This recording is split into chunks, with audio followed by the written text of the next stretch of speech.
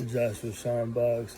Last time I did a testimony, I went over every encounter that I had with God, every dream I had, when I heard His voice, things that He's saved me through, being hit by the truck, being shot,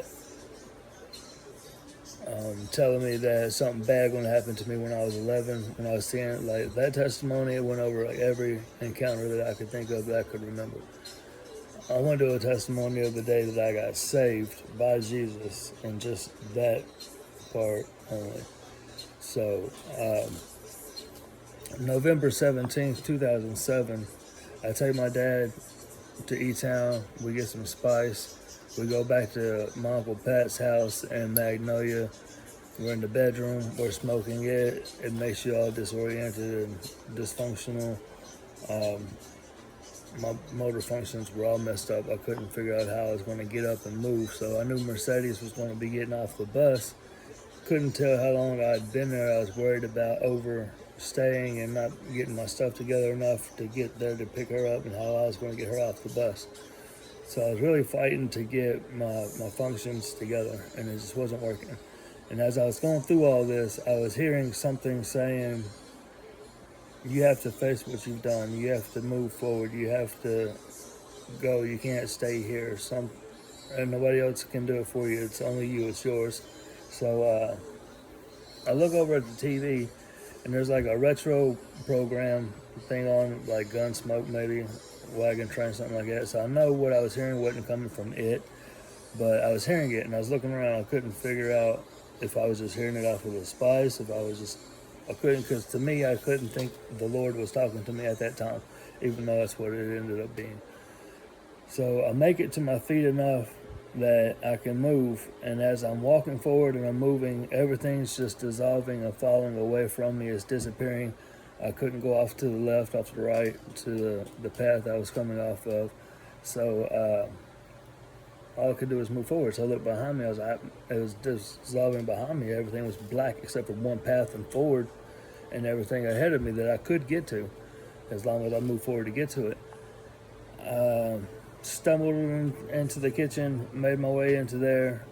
As I get in there, I notice there's an orange cat to the left. There's an older lady to the right doing her part of all this.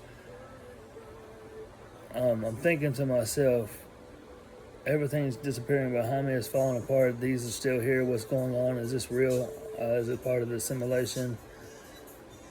I even thought I was in part of a simulation off of this spy stuff. I mean, it had been messed up. So something came to me like, I need some answers. What am I going to do? How am I going to figure this out to solve it, to get out of it? And the native part of me, because we're Cherokee Indian, said the orange cat, spirit world, go to them for answers. I said, no, that's not where answers come from. I looked towards the older lady. The elders, they got answers. Maybe that's where answers come from. I said, no, they can't tell you everything. They don't have all answers. All answers come from Jesus. He's the only answer. And I was like, I said, I choose Jesus. And when I chose Jesus, everything around me disappeared and dissolved. And I could feel that I was guilty and needed to ask for forgiveness. So I started begging for forgiveness and saying that I wouldn't hold on to any other grudges, because I was mad at my brother for messing around with my baby mama, arguing with me and fighting with me to the point that I walked out in front of a truck and got hit by him. That's in another video, the other testimony video I was talking about. Mad about a lot of things that I needed to let go. And if you hate your brother, if you have any anger, you can't go to heaven. So I was begging, I said, Jesus, I won't be mad at anybody else. I'll let go of everything. I'll just, please forgive me and let me come to heaven. And when I said that, I heard 4 words: you are my son. And I had this cell phone in my hand that I couldn't let go of, and I knew I needed to let go of it because it attaches me to a lot of things that will lead you to worlds, things that aren't of God. So separate yourself from it, get away from it. And I was like, yeah, but there's other things they could do. I kept making excuses that I still needed it for these things. And I was like, but you don't need it for other things. Let it go, get rid of it. I made it up, and I looked up, and there's black on this side, white on this side, and they're pushing against each other back and forth, and it's like a battle, a fight and a battle. And when I heard Jesus say, "You are my son," I go up and I join this battle on the white side, the light.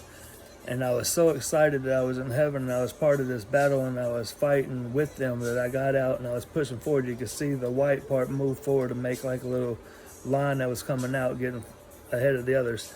And when I got ahead of all the others by myself, I started getting covered by the blackness and they started winning. I was like, no, I need to get part of the team. I need to back up and stay with everybody. And I backed up and I stayed with everybody. And then when we got back even again, flush, the whole light pushed all the black away and took away all of it to where it didn't exist anymore. And when it did, my soul came back into my body so hard that my phone was in the floor. Wow, it hit and I dropped my phone and I came to, and all my motor functions was just as sober as I could be. I didn't have any dysfunction from the spice that I was on previously. And my Uncle Pat was standing right in front of me, and I didn't even see him before any of this. I couldn't tell you how long he was standing there. And as soon as I looked at him, he said, "Are you all right?" I said, "Yeah, I dropped my phone. I've been down, and I picked my phone up, and I walked out, and I could hear him say, 'You look like you was about to fall over.'" And I walk out, and I get in my car, and the song was playing about breaking the walls down and getting everything away from you. And I could just feel the peace that had overcome me. The fact that I heard him say, "You are my son." Praise God. Praise God. If you're not right with Jesus, you're running out of time. Please do. God bless you.